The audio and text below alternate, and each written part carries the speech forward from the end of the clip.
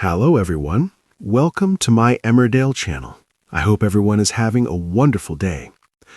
The village of Emmerdale had never felt so quiet.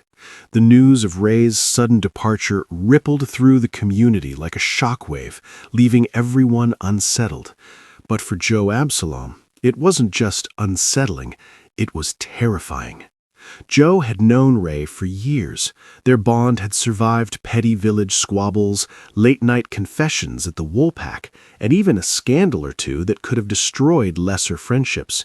But this disappearance was different. No one knew where Ray had gone. No one, that is, except Joe. It started with the phone calls. At first, they were innocuous. Missed calls, strange voicemails of static with a faint whisper that Joe couldn't quite make out. Then, late at night, a knock at the door. He opened it to an empty doorstep, just a single envelope addressed in Ray's unmistakable scrawl.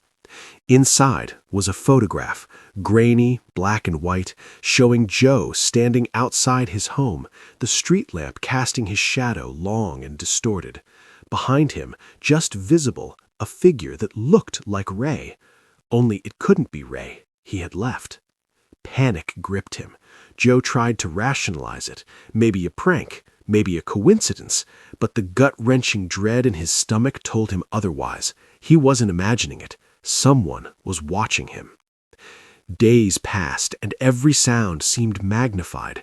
The creak of the stairs, the distant bark of a dog, the fluttering of curtains in the wind. It all felt like a signal, a reminder that someone, or something, knew his every move. He tried to confide in a friend, but words faltered on his tongue. How do you explain the feeling of being hunted by a shadow, by someone who had vanished without a trace?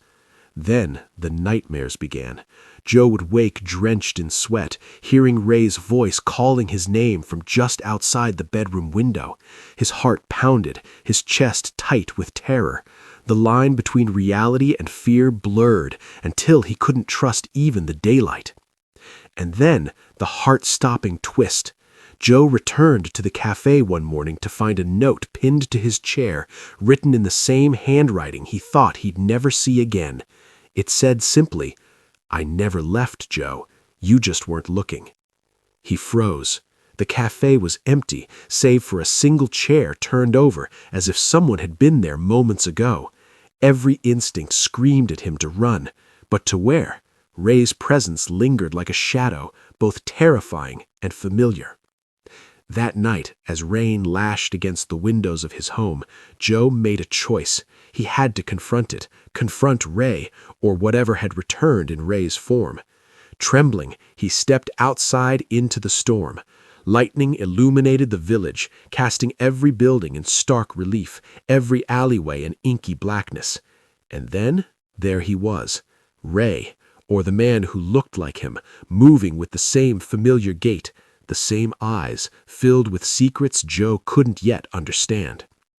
"I never left, Joe. You just weren't looking," the figure said, voice soft, but carrying a weight that made Joe's knees buckle.